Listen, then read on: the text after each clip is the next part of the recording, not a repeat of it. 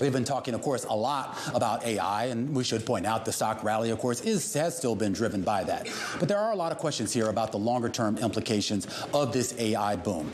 The new issue of Bloomberg Business Week is out, and it asks the question, can AI save Silicon Valley? Our next guest argues that venture capitalists should be looking to fund breakthrough innovations that help humanity, and that many of the startups coming out of Silicon Valley are not living up to the innovations from the earliest 20th century.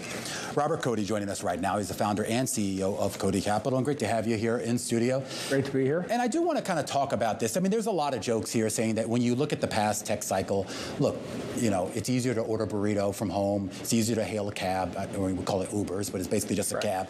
But did some of these innovations really change our life in a fundamental way? So I would say that software and AI definitely has changed our lives. We've automated everything that we do, and it's only going to get better with AI. And one of the things that's been left behind is investing in physical products, manufacturing them. And so we've left that behind. Venture capital shied away from that. It's a real problem in the country. We've offshored our manufacturing. And software is nothing without hardware. They go together, and I'm not saying we ignore software. AI will be a revolution, but I'm saying we have to go back to the basics that created the empire in the first place, building things, physical things, and sharing them with the world. We've heard this from a lot of folks, particularly with some of the OGs in Silicon Valley, who point that out, that there was a symbiosis between the hardware and what ultimately became software here. When you look at AI and what we know to be substantive to this boom, if you will, here, do you think that symbiosis is going to return? Absolutely. Yeah. And I'll give you a great example. So when I build physical things and I manufacture them, I need AI, just like people. I can understand people's buying habits, and I can be more effective in delivering any kind of service or business online. If I'm a machine, having access to that data, AI to mine the machine data allows me to predict when problems will occur, optimize improvements in my manufacturing, continuously innovate, because now I have eyes and ears on the actual data in that machine, like the heartbeat in a human. So your thesis is in part not just investing in software, but make sure to invest in hardware as well. We as a country have kind of neglected that. Correct. So, and I know you've written about this as well. What's the last best hardware that was funded by VC? Well, maybe me. People? There's an innovation called the DPU, Data Processing Unit. It's now replacing the CPU and the GPU in the cloud, and the AI revolution depends upon it, because CPUs basically work off software instructions, and they cannot keep up with the fire hose of data that you need to learn from, and then run an algorithm on to give you and me a result, whether it's a business or it's something we do as a consumer. And so this DPU offloads into the network what is essentially a computer processor, which is against the conventional wisdom, and that architecture will usher in what's necessary. It's kind of like the plumbing. You can't have AI without the hardware. That plumbing, without it, would choke the CPU. It couldn't do the things that we're going to depend upon with AI. Okay, so it's the physical infrastructure that enables it. Do you think our educational system, as it's currently constructed, supports the creation and manufacturing of hardware? Because we're obsessed with coding. Computer engineering gets a lot more people interested in it than, say, mechanical or civil engineering.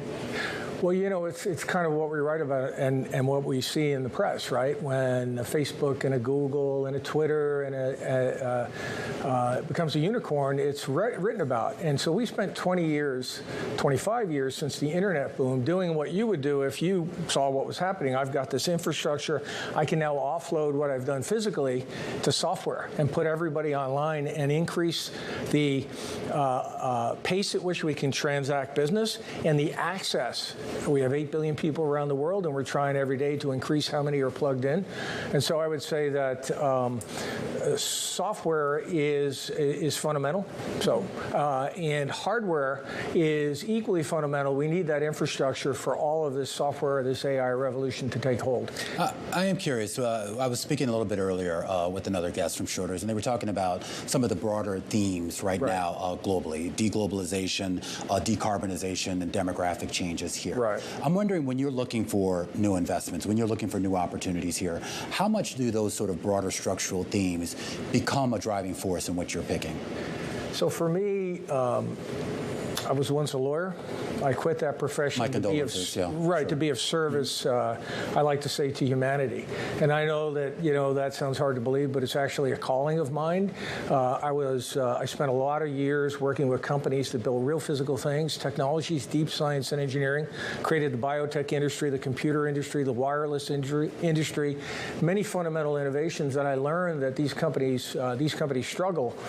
And so when I think about making an investment, I'm thinking about how do I help humanity? And when I think about how do I help this country, I think about how do I help humanity? Mm-hmm. The empire was actually built on physical innovations. Mm-hmm. And then, of course, added to that was software innovations. And we built the empire, and we became the leader in the world. We have competition around the world today, but we shared those innovations around the world. Yeah. And when you have 300 million in this country and 8 billion in the world, you'd be a fool not to do it. And so I look for things that will benefit humanity, and I would say we need to go with globalization, not deglobalization, but we don't want to ignore what has to happen here in this country. We cannot allow our physical infrastructure to sit across the pond 3,000 miles away. But you mentioned sharing it as well. I mean, you said you're a lawyer, but you're an intellectual property lawyer. Correct. So your job was to actually protect, at least for the inventors, to somehow provide some protection for the ideas that they came up with. How do you reconcile that with the need to maybe share some of the stuff? I mean, we talk about AI, we talk about